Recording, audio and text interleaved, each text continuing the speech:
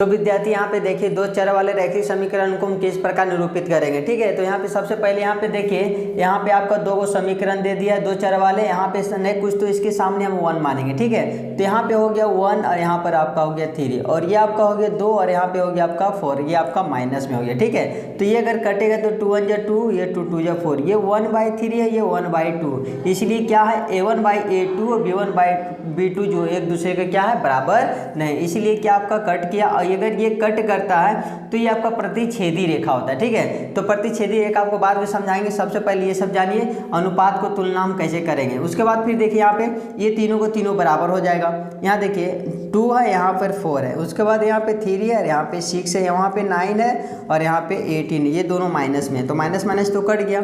अब देखिए 2 1 जा 2, 2 2 जा 4, उसके बाद 3 1 जा 3, 3 2 जा 6, उसके बाद 9 1 जा 9, 9 2 जा 18। ये देखिए 1/2 1/2 1/2, यानी एक दूसरे के सब क्या है बराबर है, इसीलिए क्या a1/a2 b1/b2 और c1/c2 एक दूसरे के क्या है बराबर है। ठीक है, अगर ये तीनों का तीनों बराबर हो गया तो ये समपाती रेखा हो गया। ठीक है, समपाती रेखा कैसा होगा फिर आपको हम बताते हैं। उसके बाद फिर देखिए एक दूसरे, ये दूसरा बराबर है तीसरा बराबर नहीं होगा। यहाँ पे देखिए समझिए, नहीं कुछ तो x के सामने क्या लेंगे 1 पे 2 ले लेंगे, उसके बाद यहाँ पे 2 और 4, यहाँ पे माइनस में 4 और यहाँ माइनस में 12। उसके बाद देखिए ये तो कटेगा नहीं, इसका 2 1 जा 2, 2 2 जा 4, ये हो गया।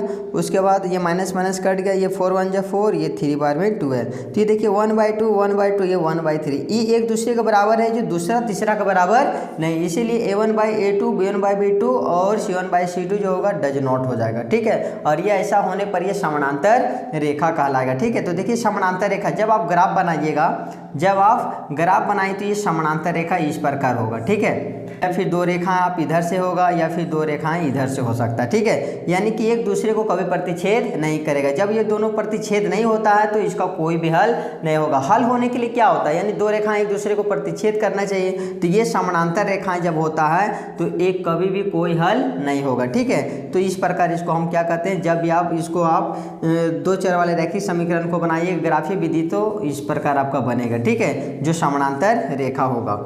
उसके बाद फिर देखिए समपाती रेखा, ये आपका एक जब ग्राफ बनाइएगा तो ये जो दो रेखाएं, यहाँ पे दो रेखाएं क्या समानांतर नहीं है, यहाँ पे दो रेखाएं एक ही रेखा पे आकर के मिलेगा। ठीक है, दो रेखाएं जैसे यहाँ पे आया फिर यही रेखा फिर इसी पे आकर के मिलेगा, इसके लिए केवल एक ही रेखा दोनों पर बनेगा, इसलिए इसको हम क्या कहते हैं समपाती रेखा। इसके लिए बहुत सारा हल होगा, क्योंकि जब ये मतलब इसी पे है तो ये बहुत सारा बिंदु पे प्रतिच्छेद हो गया। ठीक है, तो ये आपका अपरिमित रूप से अनेक हल होगा। प्रतिच्छेदी रेखा कैसे होगा, ये आप ग्राफ हो गया, प्रतिच्छेद यानी कि दो रेखाएं क्या करेगा आपस में प्रतिच्छेद करेगा। ठीक है, जहाँ पे प्रतिच्छेद करता है वहाँ पे x y का मान इसमें निकलेगा, यहाँ पे x y का मान अनेक हल निकलेगा, यहाँ पे एक मान निकलेगा, जहाँ पे ये और यहाँ पे x का, ये वाला x का वैल्यू, ये वाला आपका y का मान। यहाँ पे केवल प्रतिच्छेदी रेखा में केवल एक ही वो हल होता है जहाँ पे प्रतिच्छेद करता है, इसीलिए यहाँ पे बोलता है एक हल होता है, इसका दूसरा नाम है एक अद्वितीय हल। ठीक है, और जिसका हल निकलता है, जिसका हल निकलता है उसको हम संगत भी कहते हैं, इसको हम कहते हैं संगत है। कभी कभी एग्जाम में दे देता है संगत है कि असंगत, तो ये देखिए अनेक हल है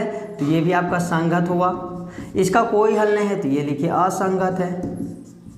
ठीक है, इस प्रकार आप दो चर वाले रैखिक समीकरण को निरूपित कर सकते हैं। अगर मेरा वीडियो अच्छा लगा तो मेरे वीडियो को लाइक सब्सक्राइब और शेयर जरूर करें। Thank you.